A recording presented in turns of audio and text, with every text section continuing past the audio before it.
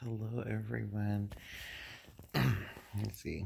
I'm gonna make a stand to rest this on. So I do apologize for this late um, thing to make a video or to make a stand of some kind. Okay, that will work. I had just woken up to use the restroom and take a little midnight snack to settle my stomach. I'm taking this new antibiotic called levofloxacin.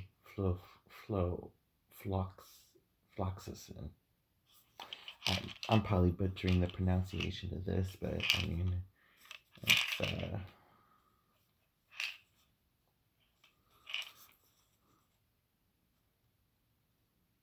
yeah. And side effects are drowsiness, dizziness, and nausea, amongst other things. But um, I've been noticing that kind of reaction taking this. So, hi, this is your host, Brujo_Anthony87. And I'm coming to you live from my room in East Los Angeles, inside of the San Gabriel County in East Los Angeles in Southern California. If you're new to my channel, welcome. I am Anthony Casillas, or I like to chosen the name of Brujo Anthony. You could find me on Facebook and Instagram and TikTok. Brujo_Anthony87. If you have trouble finding me, I'll send you the link to my page. That way you can follow me. Once a month, I do card readings with the tarot cards, and I do one live each month. I try to at least, depending on how I feel. And I do readings on all signs of the zodiac, from all the way from Aries all the way to the end to Pisces, and I do it for charity. That part I do for charity, but when private readings are like around $30, and then donation if you want to tip. You're welcome tips. um, I do this full time now. I used to work for Macy's. It's a whole different story I don't want to really get into. But I am doing this now for full time. You just have to message me ahead of time, and that way I know when to. I mean, full time I had to be available, but I do have some health problems I'm going to that prevent me. Sometimes I get too drowsy with this medication, especially. And at times I have good days and bad days with flare-ups with my skin. Which I had at the moment on my knuckles, psoriasis, which was confirmed, I guess, yesterday. So psoriasis, there is no cure. It's just treatable and manageable. Um, and yeah, the rest of it is something else that I really don't know. But like I said, sometimes I have good days and bad days where I'm I'm good to go sometimes to start my day, and there's times where I'm just up at night, and because of the itching and everything is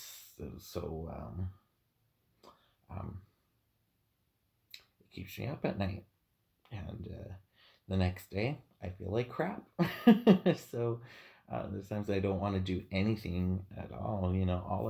All I do now is just rest, eat, and get some more rest. What else can I do? So I try my very best to be online. Sometimes you'll see me lay low a little bit, just because, my health and everything until I get a specialist. Unfortunately, with our shitty health care system here in America, it's shit. I mean, compared to other countries, it's awesome that we have the privileges and the rights that we have over here, and but it's not perfect, and you know, it is what it is, and hopefully it changes sometime. There's going to be a lot of changes, and that's the point of this video today. Because tomorrow, as you're all maybe you guys are aware, is the winter solstice. And it's going to become the beginning when winter officially starts, and the sun is about to there's going to be shorter days and longer nights. Equal day of the sun and the moon being in conjunction and to being into um, equal day and night. Equi being like a Latin root word for equal, and solstice, it's about the sun. The sun. We have the uh, summer solstice. I totally called it equinox. It's called solstice. Oh God. So solstices are ingresses of when the sun comes, either returns or goes back, if having shorter or longer days. So in winter, when uh, the sun's going to be going backwards. I mean backwards. Um, Slowly going to go return.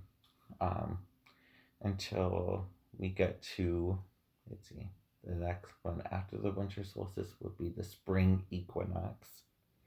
Equinox is day and night. So the spring equinox, um, autumn equinox, then we have the summer solstice and the winter solstice. So 4 of those sun holidays, I guess. So this is going to be a very pivotal point for humanity and the cosmos, the universe in general. I know it sounds very big talk, but let's just say it's a very, very pivotal point in humanity tomorrow. And winter solstice is in our culture of Chicano mythology, ancient Mexica mythology, or as the history textbook out there calls us, Aztec. We're not called Aztec. They're called Mexica. It was just a mistranslation between the indigenous people of Mexico and the Spaniards. A mistranslation. But anywho, the winter solstice is a story in itself amongst our people, with the birth of our sun god, Huitzilopochtli, and he's a matron of war and peace, and amongst other things. But mostly, he's known as the god of the sun. At least this is a telling of the types of suns. There's many aspects of the sun that are broken down into broken down in the form of a human figure god role, depict a human depiction of the sun god and his many aspects. Huitzilopochtli being an aspect of. So Tonatzin Coatlicue is a great mother of the snake skirt. So in Mexico, you'll see this very famous statue depicting a snake head. It looks like one head, but it's really 2 snake heads forming into one whole head of coral snakes. And her arms, she'll be having a necklace of human hands and human hearts like cut out, forming into a necklace. There's 4 hands reaching out down here and up here, representing the four cardinal directions of north, east, south, and west, and the cross quarter points. Um, it could represent that too. Some other directions of time and space. You have hearts. There's a lot of symbology there. And she has her breasts, and they're kind of flaccid and flat.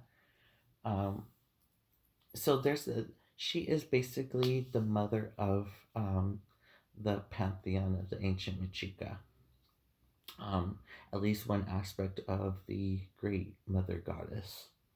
Um, and this is kind of like another retelling of how how he was born. It's mainly it's the one of the reasons, one of the stories that are to believe of how the gods came into being.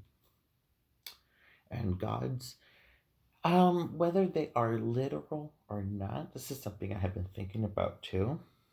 For me, I am very open to the idea of deity as being something of an intelligence or an entity, and spirit of something that is outside of us as well as inside. And what I mean by inside is because not all brujos and brujas, not all witches and warlocks or other spiritual person, uh, actually, they're not all going to be something of a believing in a god. They don't believe in God at all. They rather prefer themselves to be atheistic, which is totally cool. Because magic and brujeria is not a religion. It is a spiritual practice. There's one quote that I heard that was done by Chris Orpello of the author of the book of Broomsting and Swords. I have one of the books here. I have his book here. It's a really good book. Check it out if you're wanting to start out on witchcraft and brujeria. Brujeria is more of a cultural thing when I use that term, but it's still essentially witchcraft.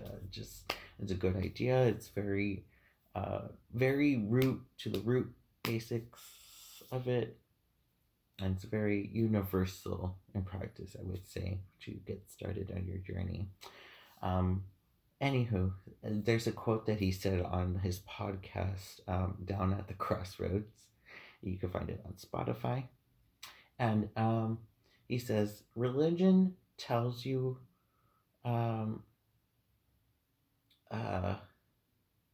the answers for what's your purpose in life and stuff.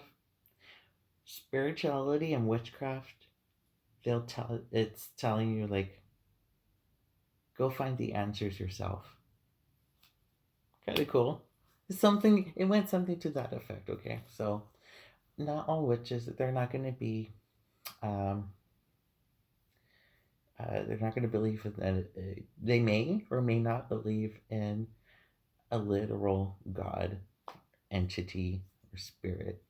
Well, they're not going to believe that there's like one whole god that cares for this little tiny, tiny, tiny planet. And some do, which is totally cool, because it's, you could have your religion, or you can you don't have to have a religion to be a witch, because it's a practice, it's a magical art, it's energy work, it's metaphysics, it's occultism, it's a system for you to find the answers to yourself, to make events happen by your own will, because whatever is out here is in here too. You are a god, you are a goddess, you're the source of your own being, and within you there's a big expansive universe. Time and space is within you too, and it's outside of you at the same time. That is the mystery of exploring that. That's a exploration of that mystery within you, to you to figure out.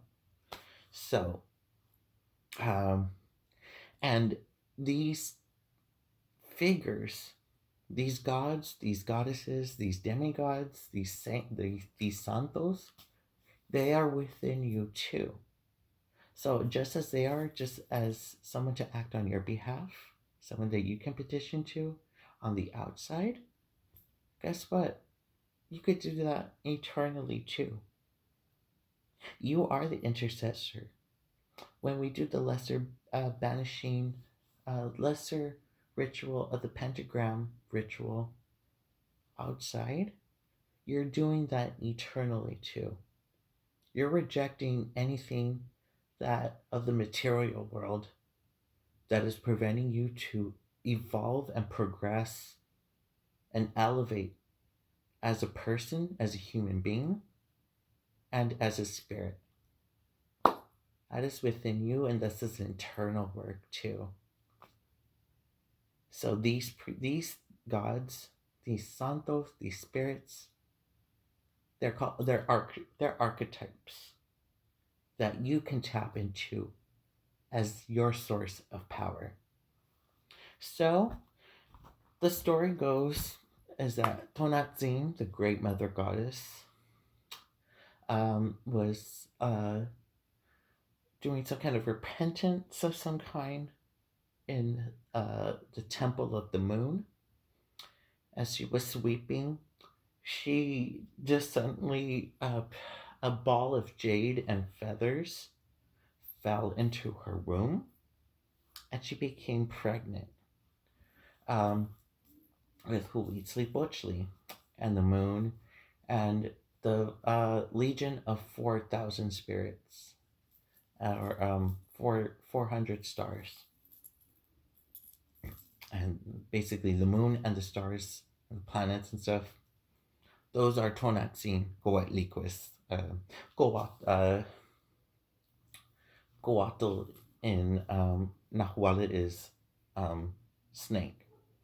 And she has her skirt that she has. So I'm going back to the imagery. Sorry if I keep on going back and forth.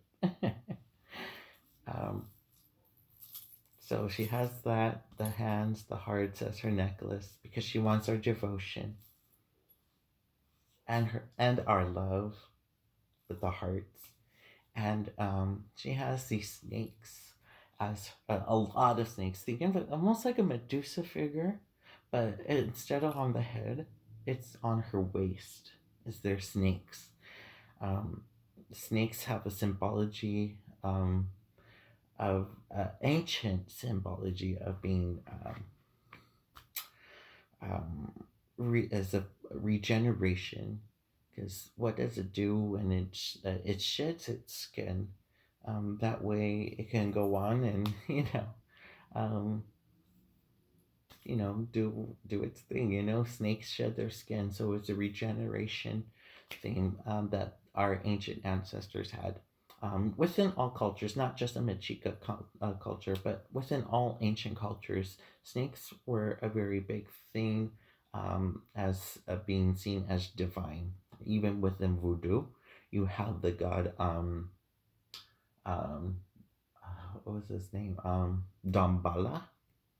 And if it sounds like something you've heard from a Chucky movie, you probably have, because Chucky says that. Dambala. Dambala is a voodoo spirit and is considered what they considered God in a Catholic sense. God is a two-headed snake spirit of some kind. So we had our own too. And her name was Tonantzin Coatlique. She of the snake skirts. There was a lot of figures within Mexica culture that were snake gods. One of them being the most famous one, Quetzalcoatl, the feathered serpent, the precious twin, and whatnot. And so she gets pregnant, and then she gives birth to the moon and the stars. And she the daughter got offended. The moon got offended for some reason that she was going to give birth to light, therefore overraining her. So she didn't want her brother to be born because of fear of royalty, egotistical shit. So the moon goes all crazy. One of the reasons why cancers are a little crazy. I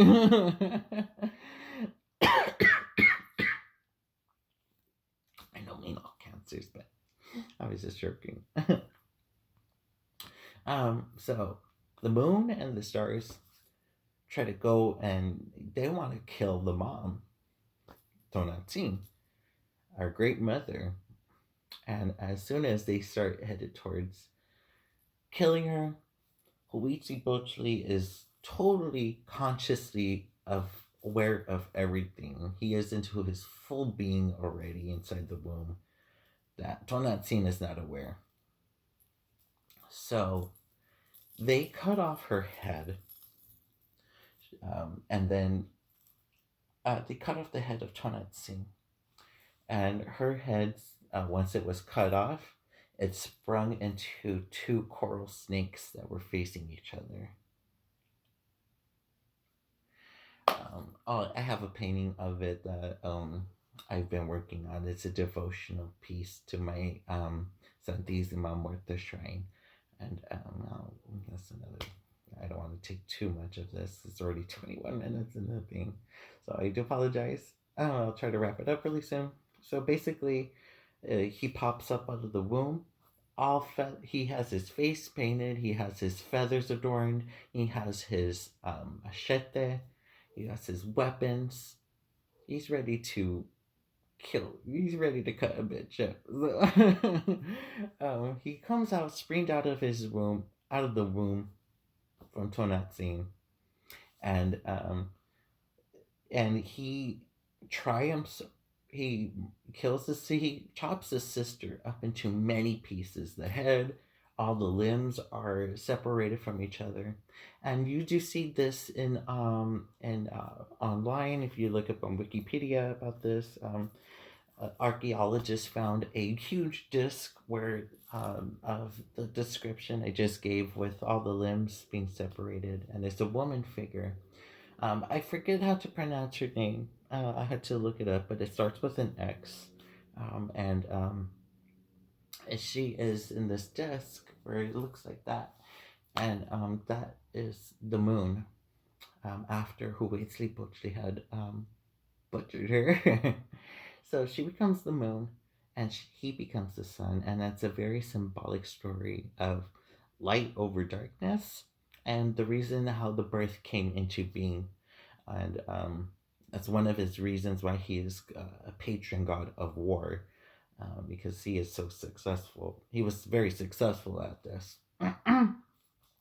So this happened around the winter solstice. And so in their calendar, they have it as December 12th, which is the Catholic feast day of Our Lady of Guadalupe. And this happened on, allegedly, this happened on Snake Mountain, Tapiac, over in Mexico.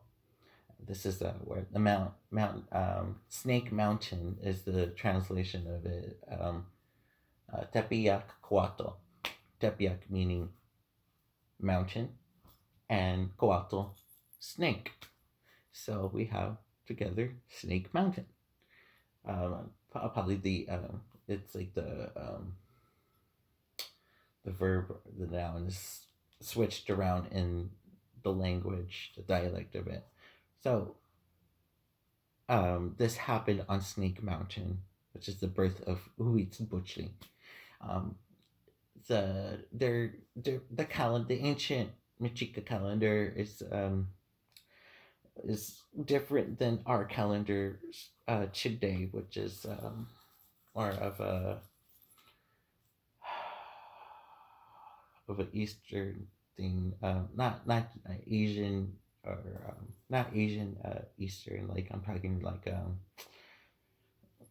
more west. So, or it's a Roman-based calendar. There you go. I think it's called the Julian calendar. It's very different than what that. So the timing and the mathematics of it throws it off. So, to the ancients, December 12th was considered the winter solstice, but with ours, it's within the system that we use. It's December 21st considered to be the winter solstice. So it got moved around, but it's still the same thing. It has within the frame time anyway, so that's cool. I mean, it's the when Capricorn comes into being, and Capricorn energy, along with Saturn energy, Saturn is the natural native planet that co-rules Capricorn, and the theme of is, think of it like post-apocalyptic. It's building from the ground up, laying your foundations, setting your goals and your intentions, and overcoming obstacles within your own time, slowly getting there. Okay, and that's going to be the theme for that will offset the events to come in the future and many futures and possibilities in humanity. So it is a very important time to do that. So that's the story of how the sun came into being, and these archetypes are within you. And if you really take it as a literal God and Godhead, then that's cool too. It's still gonna work out. It doesn't matter. So I wanted to pull out some cards to see what we are expecting after this big event that we're gonna have tomorrow. Planet Jupiter and Saturn are going to be in conjunction. Jupiter is all about expansion of knowledge, expansion of spirituality, having philosophies, discovering philosophies, or gaining new perspective on your philosophies and your beliefs, luck, the judicial system, things like that. With nature, tying into your own nature, your spark of life. And Saturn is also about discipline, limitations, boundaries, setting your own boundaries, respecting traditions or starting traditions. Has to do with limitations, knowing your own limitations and whatnot, law, order, and building from the ground up, the foundation. It can represent death and destruction, time, ancestry, the dead. Those are going to be the big things: agriculture, the home, things like that. Earth. Jupiter is the element of fire, and also the element of you're gonna have with Saturn the element of Earth. So these are pretty big things. They're gonna be in conjunction. So when you look up into the sky, there's gonna be a big bright star. And the events that will fall into place from that is gonna set the hallmark of humanity. Evolution, evolution and revolution is the big theme for this year coming up. So that's why I pulled out the cards to see what to expect. So we here have in the first house the Three of Cups. And I have here for to represent the house of Aries, the Emperor card. So this relates to the house. The first house always relates to the self, and this one as the theme for reuniting yourself in whole, celebrating yourself as a person, body, mind, and spirit. Rejoice, to celebrate, to be in union and one with yourself. So all of humanity will get in touch more within themselves. Then you have, oh, I forgot to pull out the card for Toro, which is cool. Yeah, I have it. I don't really need to pull that card out, but anywho, it's not here. Huh. Funny bone. Well, I'll get the card out to get the Hierophant card out, but basically that's that right there. Taurus, with the card of the Hermit in its spot. So a lot of anything to do with finances and luxury is going to be remain silent for a long while with the Hermit card. There's a time to take a step back with finances and whatnot. And I'm talking to every sign, all of the signs. Not in particular. This is just but the planets are going to have an aspect and an influence on everything. So that's why this is so important. So anything with finances, luxury, possessions, take a hold back from it for a little bit. It's not a good time for finances and anything. Within the sign of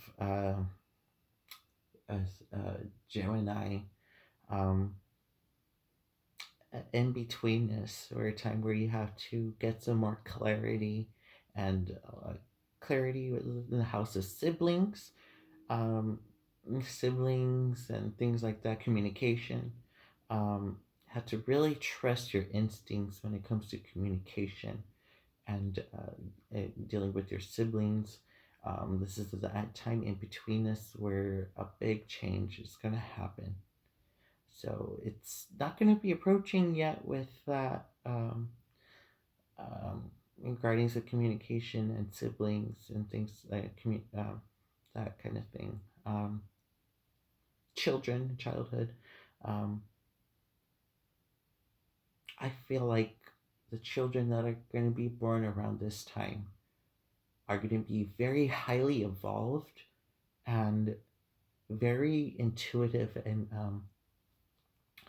I see them, our future, with these children who are born tomorrow or any time after this date, after the date of the winter solstice. They're gonna be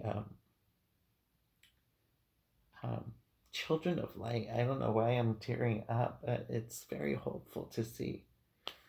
They're gonna be children of light, and their psychic abilities are gonna be nothing like we've seen before. It's wow, it's a beautiful thing I'm feeling about that. Sorry, I'm getting a little teary-eyed. With homes, with all signs, it's going to be very prevalent. It's going to set the mark where our homes are going to need to feel like homes. This is going to set the place where we have to get in touch with and being with the home, and to love each other get together and unite as families. To be nurturing and caring towards ourselves, nurturing ourselves and those of who we consider children to us. Had to play more of the caretaking role, making sure our loved ones are taken care of, being devoted. We're also going to be very afflicted by the moon. I feel like too, the moon is going to be calling to us tomorrow, so we're going to be a little more oversensitive, a little bit more, and but it's going to bring us in heart. We're going to be more caring now, so I feel that's what's going to be revolutionary for us, and as human sentient beings. We're going to be more caring and nurturing to ourselves and to those around us. Um, within the sign of Leo's, within the heart of the house of Leo, um, anything with like success and anything is going to be disastrous in a way. Um, Probably Leos are going to feel it the most. Probably, I think Leo. Uh, Leo energy right now is very chaotic. So the sun, the house of the sun, is going to be there's going to be expect a lot of sudden surprises tomorrow and forward. It's going to be on a very big scale. So be prepared. Be prepared for a big change, everybody. Um, Now, this is when the Virgo side of ourselves has to come in to help humanity along, help each other, to help each other be of service. The House of Virgo is with the nine of disc in the House of Virgo, the card of service, the house, the sign of service and healing. We have to heal ourselves. We have to take in and learn, to have knowledge, to have the proper knowledge of nature, to get in touch with the earth again, so that we can heal ourselves and heal each other, whoever needs help, and to set our own paradise, to make our own paradise within ourselves, those around us, and within our homes and our communities. We need to tie in together. When it comes to any partnerships of any kind, partnerships of nations, partnerships of businesses, corporations, things like that. Sign of Libra in the arts, it's going to be the Three of Disc. So it's more of having someone to mediate, to be someone, a third party, to make these kind of things, because it needs a lot of these partnerships, especially with nations and governments and things like that. It's in politics.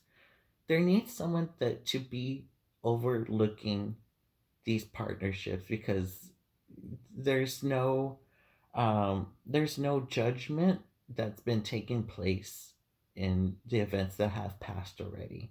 There's no oversight, I should say. There's no oversight.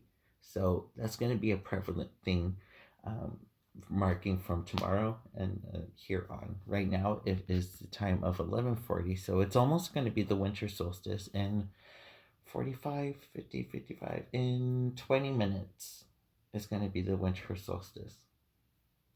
As of this date of December 20th, 2020. And then we're going to go on to Scorpio energy. Any secrets, anything that has been deceiving us, is us, the people, under the big people, under the big man, as to say. It's all of it is going to be reversed. Their own shit is going to be sent back onto themselves. They're going to fall. They're going to be hurt by their own actions. So retribution is going to be taking place with the seven of swords in the sign of Scorpio. Don't fuck with Scorpios this year. It'll bite you in the ass, dude.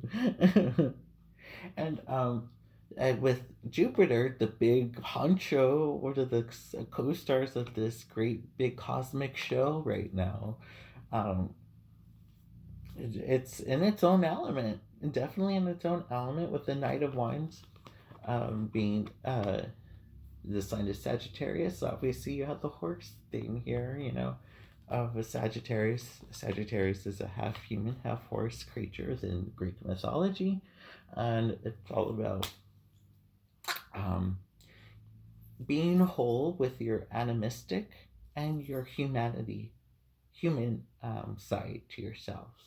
That's what Sagittarius is about, and that's a whole struggle, eternal struggle that Sagittarians usually have to deal with, having animalistic kind of tendencies, and to reconcile it with the human aspect. They have a hard time putting the two together. But anyway, it's in its own element. People, as a people as whole, we had to have courage to take that big leap of humanity, of helping each other out and ourselves, and to stick up to the big man. We're at the point where we're not going to take crap anymore. This is a revolution. Um, Capricorn and Saturn, the other big honcho in this cosmic play with Jupiter, they are big. These are pretty big cards with this. In the fire element, the element of change and transformation is very prevalent with these two planets. Big time. Ace of Wands, the root and of all fire, the element of fire is with Saturn, Capricorn. This is a huge. It's starting in its own power. It's not stagnant. It's not going to be stagnant. If anything, it's going to cut cords and pave the way to have a new world. Very big enterprises and businesses. I'm going to go through a big change. It could be the ending to make a new beginning. Aquarian energy, how we tie in to help humanity to rebel against things that are tying us back from advancing, tapping into psychic energy that comes from the future, our dreams. We're going to have a little bit of a hard time. There's a lot of struggle and a lot of conflict. There's going to be obstacles. There's going to be a hard time trying to. It's going to be hard. Helping humanity and everything. It's not an easy thing to do, especially for one person. I've heard one person to said a big doing this on their own, like Superman. It's unheard of, but it's definitely had like a chain reaction, I think. If it is something of one person, I mean, you've heard of revolutionary figures like Pancho Villa and Cesar Chavez and Bob Marley and things like that, where they had done a chain reaction of sorts. So it's going to be hard. So that's this why it's a very pivotal time to change that. So it's going to be so hard. Pisces, in the house of Pisces, the 12th house of hidden secrets, the future, and our enemies and stuff like that. I think us as Pisces, I know this wasn't supposed to be speaking out to a particular sign. I was speaking to us in general, but I think us, because we do contain the whole universe literally in ourselves as a sign, because we are the last sign to offset the beginning of the whole wheel of the zodiac again. We do contain the whole planets and stars within ourselves. We are the Milky Way, we are this galaxy, we are this cosmic universe that contains different galaxies and dimensions within us. We are that sign. I think we're going to be the ones that are going to be highlighted, and from this time on and forward. And we need to heal and be really in tune and prepared to take on this task. I think we're going to be more enlightened more. Now, this is for us. I think we're going to be enlightened more. We're going to be in touch because we are more in touch with ourselves. We're going to discover truth about everything. We are going to finally awaken and heal, help, and guide humanity for this big time that we're going into. Be prepared. Be prepared for battle. It's, get your game face on because it's time to play. I hate that I had to go into a bus right, but that's what I'm feeling. That's what I'm feeling with these cards over here. I'm going to switch the camera around so you can see this layout that I have. It's the wheel